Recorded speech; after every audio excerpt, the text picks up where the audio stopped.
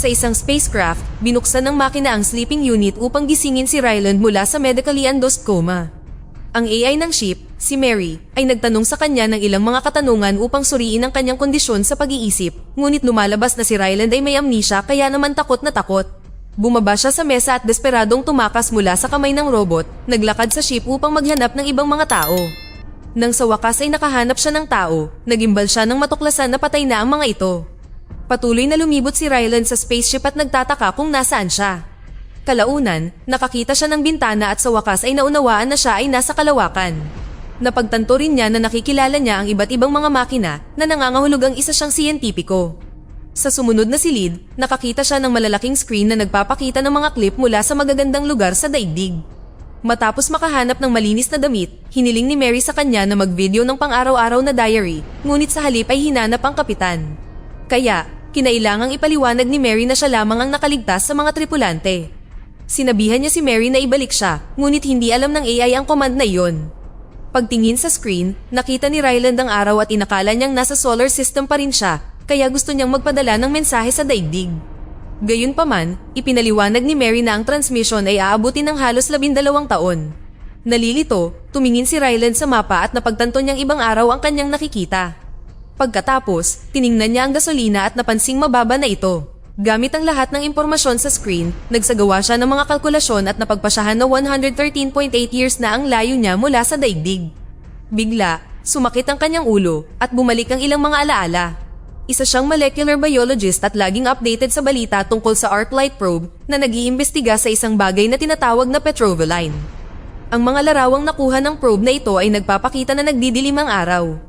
Nagtrabaho si Ryland bilang isang guro sa middle school, kaya maraming tanong ang kanyang mga estudyante tungkol sa balitang ito. Ipinaliwanag niya na ang Petrovaline ay isang infrared line mula sa araw hanggang Venus na unti-unting nagpapadilim sa araw. Sa susunod na 30 taon, magsisimulang lumamig ang daigdig. Nababalisa ang bata dahil narinig nila na maaari nitong patayin ang lahat ng nabubuhay sa planeta, ngunit tiniyak sa kanila ni Ryland na ang pinakamatalinong mga tao ay gumagawa na ng solusyon. Sa kasalukuyan, inahit ni Ryland ang kanyang balbas at tiningnan ang mga supply para makahanap ng vodka, kaya nalasing siya at kumain ng merienda. Nang tingnan niya ang mga gamit ng crew, naalala niya ang pakikipagkaibigan sa kanila. Ginamit niya ang ilan sa kanilang mga damit para gumawa ng manika at isayaw ito, nagkukunwaring hindi siya ganoon kalungkot. Sa isang whiteboard, nagsimula siyang magsulat ng notes para subukang alamin kung sino siya, at di nagtagal, isa pang alaala ang pumasok sa kanyang isipan. Isang araw pagkatapos ng klase, nilapitan siya ni Eva, ang pinuno ng Petrova team. Nabasa niya ang isinulat nito kung saan idineklara niyang hindi kailangan ng tubig sa buhay at lumapit siya para humingi ng tulong, kaya ipinaalala ni Ryland sa kanya na tinanggal siya sa trabaho dahil sa kanyang isinulat. Gayunpaman, alam ni Eva na tinanggal siya sa trabaho dahil ininsulto niya ang isang nakatataas at mula noon, kinamumuhian siya ng lahat. Sinubukan ni Ryland na tumakas mula sa kanya, ngunit sinundan siya ni Eva at isiniwalat na ang mga sample na kinuha ng probe mula sa linya ay nakaligtas sa ibabaw ng araw, kaya maaaring tama ang kanyang teorya sa tubig. Pumayag si Ryland na sumama sa kanila matapos nilang kumpirmahin na namamatay na ang araw. Sa isang laboratorio, nagsagawa si Ryland ng ilang pagsubok sa mga sample habang pinapanood ng mga mahalagang dayuhang pinuno. Nakakagalaw ang mga sample, ngunit hindi ibig sabihin nito na buhay ang mga ito at napakadilim kaya imposibleng tingnan ang loob ng mga ito. Patuloy na sinubukan ni Ryland ang iba't ibang pamamaraan hanggang sa nagawa niyang liwanagan ang mga ito at nakumpirma niyang ito ay maliliit na alien cells. Pinatay ng procedure na iyon ang cells, ngunit nangangahulugan ito na malalaman niya kung ano ang bumubuo dito. Pagkatapos ng ilang karagdagang pagsubok, natuklasan niya na ang mga cells na ito ay kadalasang gawa sa tubig na naging dahilan upang ihagis niya ang mga bagay sa pagkadismaya dahil nangangahulugan ito na mali ang kanyang teorya. Ang mga cells ay naglalabas ng maraming infrared light kapag gumagalaw ang mga ito at ang kanilang mga alon ay tumutugma sa frequency ng Petrovaline. Kinakain nila ang solar energy at inilalabas ito upang gumalaw.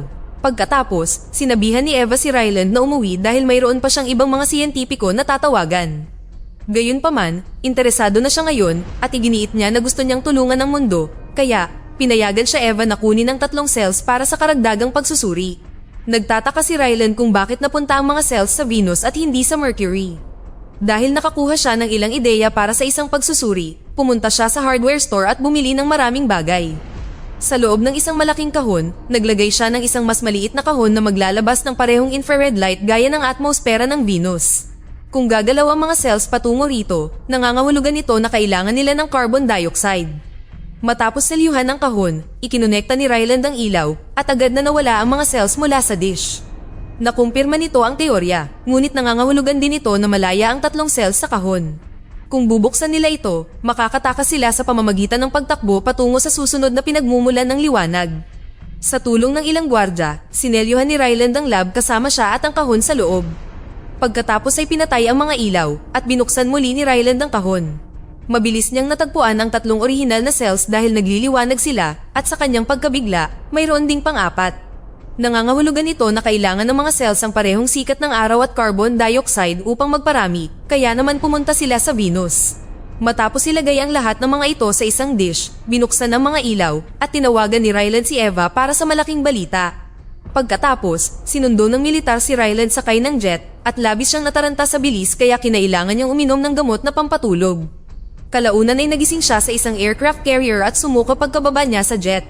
Agad siyang ipinakilala ni Eve sa isang pangkat ng mga pinakamahalagang siyentipiko at pinuno sa mundo.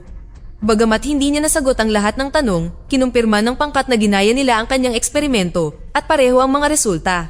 Napagpasyahan nilang pangalanan ng bagong organismong ito ng astrophage at gusto nilang gumawa ng 2 milyong kilo nito. Hindi maintindihan ni Ryland kung bakit gusto nila ng marami, kaya binigyan siya ni Eve ng access sa lahat ng sikreto sa likod ng Project Hail Mary. Lumalabas na hindi lang ang ating araw ang namamatay na bituin, nangyayari na ito sa buong universo, at sa ngayon, isang bituin na lang ang hindi nahawaan. Ito ang Tau Ceti, na 11.9 light years ang layo mula sa daigdig. Hindi nila alam kung bakit immune ang Tau Ceti, kaya ang plano ay magpadala ng spacecraft para malaman. Kailangan nila ng sapat na fuel para sa napakahabang biyahe, at ang astrophage ay maaaring maging fuel na iyon kung makakagawa sila ng 2 milyong kilo. Iginiit ni Ryland na ang napakaraming astrophage ay maaaring magpasabog sa California, kaya ipinaliwanag ni Eva na iyon ang dahilan kaya sila ay nasa isang barko sa gitna ng karagatan. Ang lahat ng fuel na ito ay magagamit lamang para sa one-way trip, kaya ang mga resulta ay ipapadala pabalik sa daigdig gamit ang mga probe at ang mga astronaut ay mamamatay sa kalawakan. Sila ay nasa coma sa halos buong biyahe at 3 lang ang kailangan nila, isang piloto, isang inhinyero at isang siyentipiko. Napakababa ng posibilidad na gumana ang plano, kaya naman ipinangalan ito sa ekspresyon na Hail Mary. Matapos mabawi ang lahat ng mga alaalang ito, tinapos ni Ryland ang paggupit ng kanyang buhok at nagdamit ng maayos. Muli rin niyang tiningnan ng mga tripulante at nagdalamhati para sa kanyang mga kaibigan. Pagkatapos linisin ang mga bangkay, inilagay niya ang kanilang mga litrato sa kanilang mga bulsa at nagbigay ng talumpati upang pasalamatan sila sa kanilang sakripisyo. Habang umiiyak, nangako si Ryland na gagawin niya ang kanyang makakaya upang matapos ang misyon. Pagkatapos ay itinapon niya ang mga bangkay sa kalawakan. Maya-maya, ipinaalam ni Mary kay Ryland na papalapit na sila sa Tau Ceti, kaya pinatay ang mga makina. Pagpasok pa lang ng spacecraft sa orbit ng Tau Ceti, nawala ang lahat ng gravity ng ship at lumutang si Ryland. Nang makahinto siya, tumingin siya sa labas at napansin na mayroon ding petrovoline dito, ngunit maayos naman ang araw. Sa kanyang pagkagulat, may isa pang spaceship na lumilipad sa malapit. Nang masyadong makalapit ang isa pang spacecraft na ito, sumugod si Ryland sa upuan ng piloto at agad na pinalipad ang kanyang ship palayo hanggang sa hindi na niya makita ang isa pa. Gayunpaman, muling lumapit ang isa pang spacecraft. Patuloy na lumilipad palayo si Ryland, ngunit kahit saan siya pumunta, sumusunod pa rin ang isa pang spacecraft. Kalaunan, nagpadala ito ng isang bagay patungo sa Hail Mary at natakot si Ryland na baka bomba ito kaya hindi niya ito pinansin. Tumalbog ang bagay mula sa kanyang ship at lumipad palayo. Ang kakaibang ship ay nagpadala ng isa pa sa mas mabagal na bilis kaya nagpa siya si Ryland na mag-spacewalk para maabutan ito. Matapos isuot ang suit at mabilis na basahin ang mga instruction, umalis si Ryland sa ship sa napaka-clumsy na paraan. Matapos ang maraming pagsisikap, nagawa niyang tumalon at mahawakan ang bagay sa tamang oras. Pagbalik sa ship, patuloy niyang sinubukang buksan ang bagay ngunit hindi nagtagumpay. Ipinahiwatig ng mabilis na pag-scan na ito ay gawa sa isang gas na nagngangalang xenon na walang kabuluhan. Sa sandaling iyon, naalala niya ang centrifuge system na ginawa nila para sa ship. Kaya, pinaandar ito ni Ryland at nagsimulang umikot ang ship. Pagkalipas ng ilang segundo, bumalik sa dati ang balanse ng ship at muli siyang nagkaroon ng gravity. Sinuri niya muli ang bagay, ngunit sinasabi pa rin ng scanner na ito ay gawa sa xenon. Pinihit niya ang takip at sa pagkakataong ito ay nagawa niya itong buksan, ngunit binalaan siya ni Mary tungkol sa presensya ng isang dayuhan sa silid. Nagmadali si Ryland na ilagay ang bagay sa loob ng isang glove box at inilabas ang kakaibang sphere na may mga linya. Napansin niya na may isa pang takip at tinanggal din ito upang makahanap ng isang mas maliit na sphere na may mga rod. Tumalon ito mula sa kanyang kamay at tumayo ng mag-isa, kaya inihambing ito ni Ryland sa mapa ng kalawakan. Napagtanto niyang sinasabi sa kanya ng alien kung saan ito nanggaling, na mas malayo pa sa daigdig. Inayos ni Ryland ang mga rod sa sphere upang markahan ang lokasyon ng daigdig at ibinalik ito sa alien spaceship. Ilang sandali pa, nagpadala ang alien ng isang bagong bagay na tila hugis tunnel. Nang maintindihan ito, inilapit ni Ryland ang kanyang ship. Pinag-ugnay ng alien spacecraft ang dalawang ship sa pamamagitan ng paggawa ng tunnel doon mismo. Pagkatapos, nagbihis si Ryland at maingat na tinawid ang tunnel hanggang sa marating niya ang kabilang ship at tumingin sa bintana. Bigla, may gumalaw sa likod ng salamin at labis na nagulat si Ryland kaya't lumutang siya pabalik sa tunnel, ngunit nagawa niyang kumapit sa pader sa tamang oras. Ipinakita nito sa kanya ang ilang laruan na ginawa nito, tulad ng isang maliit na Ryland at isang modelo ng ship. Sa paggalaw sa mga laruan, hiniling ng alien kay Ryland na bumalik sa kanyang spacecraft. Sa sandaling bumalik si Ryland, idiniskonekta ng alien ang tunnel at pinaikot ang kanyang ship tulad ng Hail Mary. Pagkatapos ay muling ikinonekta ang tunnel, at nang buksan ni Ryland ang pinto, tinamaan siya ng matinding pressure, pero ngayon, may gravity na rin ang tunnel. Sa pagkakataong ito, naglagay siya ng mga ilaw habang tumatawid siya sa tunnel at nang marating niya ang bintana, ipinakita niya sa alien ang modelo ng ship nito na ginawa niya gamit ang pansit. Lumapit ang alien sa pagkakataong ito at natuklasan ni Ryland na ito ay mukhang bato na naglalakad. Nang bumati siya, ibinuka ng alien ang bibig nito at gumawa ng nakakatakot na tunog na nagpasigaw kay Ryland, sabay galaw sa isang kagamitan bilang pagtatanggol sa sarili. Lumayo ang alien sa takot, kaya humingi ng tawad si Ryland sa kanyang reaksyon. Nang igalaw niya ang kanyang mga braso o katawan, ginaya siya ng alien. Di nagtagal, pareho silang gumagawa ng maraming nakakatawang pose. Pagkatapos, sinimulang tusukin ng alien ang bintana, kaya tinusok ito pabalik ni Ryland. Natagalan bago niya naintindihan na nakaturo sa likuran niya ang alien dahil nag-iwan ito ng isa pang mensahe para sa kanya. Binuksan ito ni Ryland at nakakita ng kakaibang color dito. Gamit ang mga kilos, patuloy na hinihiling ng alien na hubarin ang kanyang helmet, ngunit tumanggi si Ryland. Nagsisimula ng mamatay ang mga ilaw, kaya kinailangan bumalik ni Ryland. Gayunpaman, tumigil siya sa paglalakad nang mapagtanto niya na ang collar ay dalawang singsing na 8 na kumakatawan sa oxygen. Tila sinasabi sa kanya ng alien na may oxygen sa tunnel. Noong una, naisip ni Ryland na masyado pa rin itong mapanganib, ngunit pagkatapos ng ilang pag-aalinlangan, sa wakas ay hinubad niya ang kanyang helmet at natuwa siya nang makumpirmang nakakahinga na siya ng maayos. Kalaunan sa spaceship, pinag-aralan ni Ryland ang unang bagay na natagpuan niya sa mensahe at napagtanto na ito ay ang Petrovaline. Nangangahulugan ito na narito ang alien upang pag-aralan ito dahil ang planeta nito ay nahihirapan din sa namamatay na araw. Bumalik si Ryland sa tunnel at sinabing dapat silang magtulungan, ngunit una, kailangan nilang makahanap ng paraan upang makapag-usap. Sa pag-aakalang ang matematika ay pangkalahatan, ipinakita niya sa alien ang isang measuring tape. Binuksan ng alien ang isang drawer sa dingding ng ship at ibinigay sa kanya ni Ryland ang tape, ngunit pinaglaruan lamang ito ng alien. Sunod, ipinakita niya dito ang isang orasan, ngunit wala itong nakitang anumang reaksyon. Napagtanto ni Ryland na madilim sa loob ng spaceship ng alien at ang nilalang ay tila walang mukha. Nakabuo siya ng teorya na ang nilalang ay bulag at gumagamit ng echolocation. Matapos pangalanan ng alien bilang si Rocky, bumalik siya sa kanyang ship upang baguhin ang orasan na nagpalabas ng mga numero. Nang ipakita niya ito kay Rocky, sa wakas ay nakita na niya ang mga numero at nagsayaw para magdiwang. Sinubukan ni Ryland na turuan ito kung paano mag-thumbs up, ngunit ang hugis ng kamay nito ay nagpapahintulot lamang dito na mag-thumbs down. Bigla, nawala si Rocky at bumalik na may dalang isa pang misteryosong bagay. Ang mga bahagi nito ay may mga simbolo at umiikot ang mga ito, kaya napagpasyahan ni Ryland na ito ay isang orasan. Ilang sandali pa, bumalik si Ryland sa tunnel dala ang kanyang laptop at isang mikropono. Itinuro niya ang bawat numero at ni-record habang pinapangalanan ni Rocky ang mga ito. Habang lumilipas ang mga oras, patuloy na ipinapakita ni Ryland ang mga bagay kay Rocky at ni-record ang mga sagot nito upang lumikha ng isang translator ng kakaibang alien language. Sinimulan din niyang i-record ang lahat ng kanyang pagsubok, umaasang maipapadala ang lahat pabalik sa daigdig. Gumamit ang alien ng isang hindi kilalang material upang buuin ang kanyang bagay, kaya nagpasya si Ryland na pangalanan itong Xenonite. Isang araw, ipinakita ni Ryland kay Rocky ang astrophage. Agad itong nakilala ni Rocky at sinabing napakasama nito, kinumpirma na narito sila para sa parehong dahilan. Pagkatapos ay sinabi ni Rocky na natutuwa siyang hindi na siya nag-iisa. May tripulante din ito at namatay din sila tulad ng nangyari sa crew ni Ryland. Sumang-ayon silang ililigtas nila ang mga bituin ng magkasama at ipinakita ni Ryland kay Rocky kung paano mag-fist bump. Gamit ang mga modelo at translator, tinalakay ni Ryland kay Rocky ang data na mayroon siya. Nag-play din siya ng ilan sa mga boses sa kanyang software hanggang sa makahanap siya ng isa na gusto ni Rocky. Nang umalis si Ryland sa tunnel para matulog, napagkamalan nito ni Rocky bilang kamatayan, kaya ipinaliwanag ni Ryland ang salita. Naiintindihan na ngayon ni Rocky ang pagtulog at isinalin ito sa wika nito, ipinaliwanag na sa lipunan nito, natutulog silang magkasama para sa proteksyon. Gusto rin nitong matulog kasama si Ryland, ngunit sa tingin niya ay masyadong kakaiba ito. Nagbago ang isip niya nang sabihin ni Rocky na pinanood nito ang mga tripulante nito at hindi na sila nagising. Nagdala si Ryland ng ilang gamit para gawing kama at pareho silang nakatulog sa tabi ng bintana.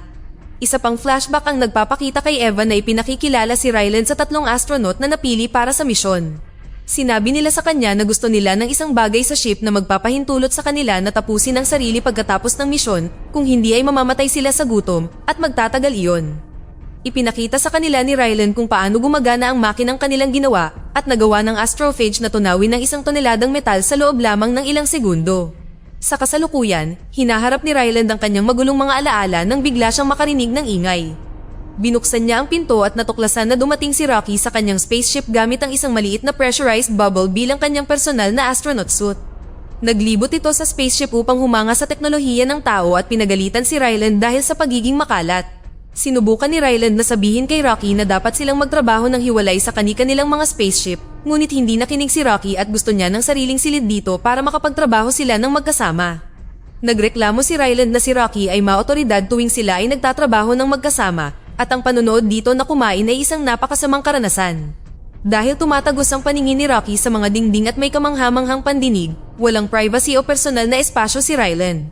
Sa pagtalakay sa teknolohiya sa likod ng mga spaceship, napagtanto ni Ryland na ang mga alien na ito ay hindi alamang tungkol sa radiation.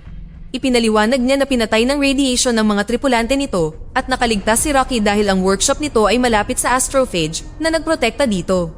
Nagpa siya ang dalawa na kailangan nila ng mga sample ng astrophage, kaya idiniskonekta ni Ryland ang mga spaceship at ipinadala ang kanya sa pinakamalapit na planeta. Ang biyahe ay tumagal ng 11 araw, kaya ginugol ni Ryland ang kanyang oras sa pagpapakita ng mga recording ng daigdig kay Rocky. Ibinahagi ni Rocky na namimiss nito ang kanyang kapareha, na kasama nito sa loob ng 186 na taon. Isa pang flashback ang nagpapakita kay Ryland kasama ang team sa bar ng ship, ngunit hindi siya komportable, kaya umalis siya. Nang makasalubong niya si Eva, sinabi niya rito na kakaiba na makitang masaya ang lahat, lalo na't lumilipad sila patungo sa kanilang kamatayan. Ipinaliwanag ni Eva sa kanya na ang pakikipagkaibigan ang nagbigay daan sa mga astronaut na harapin ang mahirap na bahagi ng kanilang mga trabaho. Nagpa siya ang dalawa na bumalik sa bar at nangahas pa si Eva na magkaraoke. Sa kasalukuyan, nakarating ang spaceship sa planeta at namangha si Ryland sa mga kulay nito. Nag-spacewalk siya at gumamit ng makina upang paganahin ang isang ilaw na umakit ng libu-libong astrophage na lumikha ng isang magandang liwanag. Pinag-usapan ni Rocky at Ryland ang mga ideya para sa pangalan at nagpas siyang pangalanan ng planeta ng Adrian. Ang mga sample ay ibinalik sa spaceship upang magsagawa ng ilang pagsubok. Laking gulat nila nang matuklasan na ang parehong dami ng astrophage ay dumarating sa planeta at pagkatapos ay umaalis dito na hindi makatwiran dahil pumunta sila roon upang magparami. Isa pang pagsubok ang nagpapakita na may bakterya na nakahalo sa astrophage na nangangahulugang may nabubuhay sa Adrian. Napagtanto ni Rocky na may isang nilalang sa Adrian na pumapatay sa astrophage na parang isang mandaragit. Dahil pinapanatiling kontrolado ang astrophage, hindi ito magiging sapat na malakas para patayin ng araw. Kung mahuhuli nila ang mga predator na iyon at dadalhin sila sa kanilang mga planeta, maililigtas nila ang kanilang mga tahanan. Ang mga bacterial predator na ito ay malamang na nasa mga ulap kung saan nagpaparami ang astrophage, ngunit ang ship ay hindi ginawa upang pumasok sa atmosfera. Sinabi ni Rocky na maaari itong gumawa ng kadena na sapat ang haba upang kolektahin ang bakterya sa mga ulap at inihambing ito ni Ryland sa pangingisda. Dahil wala siyang karanasan bilang isang piloto at nag-improvise upang lumipad, nag-practice siya ng ilang sandali upang maiwasan ang paglapit ng ship sa atmosfera. Habang nagpa-practice si Ryland, nagre-record si Rocky ng mga video para sa daigdig, ngunit iniisip nito na ito ay isang live broadcast. Ipinaliwanag ni Ryland na isang probe ang ipapadala kasama ang lahat ng kanilang mga natuklasan sa darating na panahon, kaya nagtaka si Rocky kung bakit hindi niya maaaring ipaliwanag ang lahat pagbalik niya. Nang sabihin ni Ryland na mamamatay siya rito, tumanggi si Rocky na tanggapin ito at inalok siyang bigyan siya ng sarili nitong gasolina. Mapapabagal ang sarili nitong paglalakbay, ngunit sa ganitong paraan ay mabubuhay silang dalawa. Umiyak si Ryland at niyakap ang bubble ni Rocky bilang pasasalamat. Isa pang flashback ang nagpapakita kina Ryland at Eva na nag-uusap 3 araw bago umalis ang astronaut. Biglang sumabog ang laboratorio at nasunog ang buong gusali. Sa kasalukuyan, maingat na pinalipad ni Ryland ang spaceship ng malapit hanggat maaari sa atmosfera at ibinaba ang kadena gamit ang isang probe na nagsimulang mangolekta ng mga sample. Nang matapos ang probe, naglakad si Ryland sa kalawakan upang ibalik ito. Mabagal ang proseso, kaya't napinsala ang spaceship mula sa temperatura ng atmosfera habang naghihintay. Biglang nabasag ang isang piraso ng metal at tumama kay Ryland, dahilan para mawalan ng malay. Mabuti na lang at mabilis siyang nagising para lamang matuklasan na ang probe ay nakasabit sa kadena nito sa ilalim ng ship. Patuloy na tumataas ang temperatura at sinabi ni Rocky na kailangan na talaga nilang umalis, kaya hiniling niya kay Ryland na bumalik sa loob at kumuha ng bagong sample mamaya. Hindi sumuko si Ryland at tumalon para kunin ang probe, ngunit natamaan siya ng isa pang nakalas na piraso at sumabit siya sa tali. Nagpa siya siyang hiwain ito gamit ang isang kutsilyo at kumapit sa ship, mabilis na kumilos para tuluyang makabalik sa loob. Pagkatapos, lumipad ang ship palayo sa planeta, ngunit ang katawan ng ship ay naghihiwalay pa rin at maaari itong sumabog. Sinagad ni Ryland ang ship hanggang sa limitasyon nito upang mapabilis ito hanggat maaari, at nang sapat na ang layo nila sa Adrian, sa wakas ay pinatay nila ang lahat ng makina.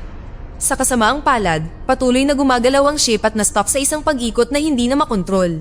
Napagtanto ni Ryland na may butas sa tangke at natatapon ng gasolina mula sa 2 container, kaya kinailangan nilang i-eject ang mga ito. Nahihirapan siya dahil sa tindi ng pagyanig, ngunit nagawa ni Ryland na pindutin ang mga buton. Sa sandaling naalis ang 2 container na iyon, lumipad muli ang barko ng normal, bagaman nawalan sila ng malay dahil sa biglaang paggalaw. Nagising si Ryland at sinubukang pindutin ang centrifugal gravity button, ngunit muling nawalan ng malay. Nagising din si Rocky at patuloy na sinusubukang kausapin siya, gayunpaman, hindi gumagana ang translator. Dahil sa desperasyon, lumabas si Rocky mula sa bubble nito at kusang pinindot ang mga buton. Nagsimulang gumalaw ng mas mabagal ang ship at naging stable din ang gravity sa loob. Ang paglabas sa bubble ay nakakasakit kay Rocky, ngunit hindi ito naging hadlang para dalhin si Ryland sa medical bay. Habang inaalagaan ng mga robot ng spaceship ang kaibigan nito, nawalan ng malay si Rocky. Isa pang flashback ang nagpapakita na sumabog ang lab dahil sa isang pagkakamali habang tinatrabaho ang astrophage. Namatay ang siyentipikong astronaut at ang kanyang backup at wala silang sapat na oras para sanayin ang bago, kaya niyaya ni Eva si Ryland na pumunta. Ayaw niya at nagkaroon ng pagtatalo na lumala ng igiit ni Eva na walang pamilya, kaibigan o kahit alagang hayop si Ryland. Binigyan niya ito ng 3 oras para mag-isip muli. Sa kasalukuyan, nagising si Ryland at sinundan ng ilang mantsa sa sahig na mukhang katumbas ng dugo ni Rocky. Gumaan ang loob niya nang matuklasan niyang nakabalik na si Rocky sa kanyang bubble at natutulog upang gumaling. Naupo siya sa tabi nito para makatulog silang magkasama tulad ng dati. Kalaunan, nakakita si Ryland ng mensaheng iniwan ni Rocky sa computer na humihiling sa kanya na iligtas ang kanilang mga tahanan. Sinimulan niya ang paggawa ng mga pagsubok at kinumpirma na nakuha niya ang bakterya na kumakain ng astrophage. Pinangalanan niya itong Tomiba at sinimulang paramihin ito sa loob ng mga xenonite container, binabago ang anyo nito para mabuhay sa atmosfera ng Venus. Sa paglipas ng mga araw, nag-alala si Ryland dahil hindi gumigising si Rocky. Patuloy niya itong kinakausap at nagsabit pa ng mga nakaka-inspired na drawing sa bubble nito. Maya-maya, natutulog na si Ryland nang bigla siyang magising dahil sa isang ingay. Tuwang-tuwa siya nang makitang malusog si Rocky at agad siyang niyakap. Pagkatapos ay tiningnan nila ang Tomiba farm na lumikha ng maraming bakterya. Nangangahulugan ito na maaari na silang umuwi at nagdiwang sila sa pamamagitan ng panonood ng mga clip ng fireworks. Nilagyan ni Rocky ng xenonite ang mga paa nito, isang espesyal na damit para sa okasyon. Gumawa si Ryland ng mga sombrerong papel at binigyan si Rocky ng isang laptop na puno ng kaalaman tungkol sa tao. Binigyan din niya ito ng stress ball bilang souvenir. Nalungkot si Rocky dahil wala itong maibigay sa kanya, kaya hiniling ni Ryland na makita ang spaceship nito bilang regalo. Nang sa wakas ay magkadikit na muli ang 2 spaceship, nagsuot si Ryland ng suot na gawa sa xenonite at pinasyal siya ni Rocky sa kanyang lugar. Habang hinahangaan niya ang kamanghamanghang teknolohiya, isa pang alaala ang bumalik sa kanyang isipan. Pagkatapos ng 3 oras, sinabi ni Ryland kay Eva na hindi siya sasama sa misyon. Ipinaliwanag ni Eva kung gaano kahalaga ang kabutihan para sa lahat bago tinawag ang kanyang mga tauhan. Agad na tumakbo palayo si Rylan, ngunit mabilis siyang naabutan ng mga gwardya at sinunggaban siya upang turukan ng pampakalma. Lumalabas na puwersahan siyang inilagay sa ship. Sa kasalukuyan, tinulungan ni Rocky si Rylan na ayusin ang pinsala sa kanyang spaceship, kaya oras na para umuwi. Nagkaroon sila ng napaka-emosyonal na pamamaalam sa tunnel at gumawa ng ilang nakakatawang galaw bago sila maghiwalay ng landas. Lumipad ang mga spaceship sa iba't ibang direksyon at kinailangang masanay muli si Ryland na mag-isa. Ilang sandali pa, binalaan ni Mary si Ryland na may natukoy siyang kontaminasyon sa spaceship, kaya pinatay niya ang mga makina para mag-imbestiga. Nang tignan niya ang tumiba, natuklasan niyang nasira nito ang Xenonite na nagkukulong dito. Agad niyang pinalitan ang mga container at inilagay ang lahat ng bakterya sa isang selyadong kahon. Ngunit ngayon, nag-aalala siya para kay Rocky dahil ang buong ship nito ay gawa sa Xenonite. Kapag nakatakas ang tumiba, kakainin nito ang gasolina at hindi na makakaalis si Rocky sa kalawakan. Dala ng desperasyon, tinansya ni Rylan kung gaano katagal para iligtas si Rocky at makauwi, ngunit sa kasamaang palad, hindi niya magagawa ang pareho. Dahil ayaw niyang mamatay ang matalik na kaibigan, tinipon ni Ryland ang lahat ng kanyang pananaliksik at ang mga bacteria farm at ipinadala ang mga ito sa daigdig gamit ang mga probe, gaya ng orihinal na plano. Pagkatapos, pinalitan niya ang ruta ng spaceship. Pagkalipas ng ilang araw, natagpuan ni Ryland ang spaceship ni Rocky at naglakad sa kalawakan upang lapitan ito. Pagkatapos ay desperadong kinatok niya ang bintana hanggang sa dumating si Rocky para papasukin siya. Pagkalipas ng maraming taon, lumapag ang mga probe sa daigdig at nakita ni Eva si Rocky sa mga recording. Nagsisimula ng magyelo ang planeta, ngunit ngayon ay maaari na nilang pagtulungang iligtas ito. Samantala, nailigtas na ang planeta ni Rocky at may sarili ng bahay si Ryland doon. Natuto na siya ng wikang alien at nakakausap na niya si Rocky nang hindi na kailangan ng translator. Isang araw, sinabi sa kanya ni Rocky na natapos na ng mga siyentipiko ang paggawa ng isang sasakyang pangkalawakan para sa wakas ay makabalik na siya sa daigdig. Gayunpaman, nagpasya siyang manatili at patuloy na magtrabaho bilang isang guro para sa maliliit na batang alien. Dito na nagtatapos ang kwento. Sana ay nagustuhan nyo. Mag-subscribe na kung hindi ka pa nakasubscribe. Pindutin na rin ang notification bell at like button upang matulungan ang channel, and leave a comment down below. And as always, thank you for watching.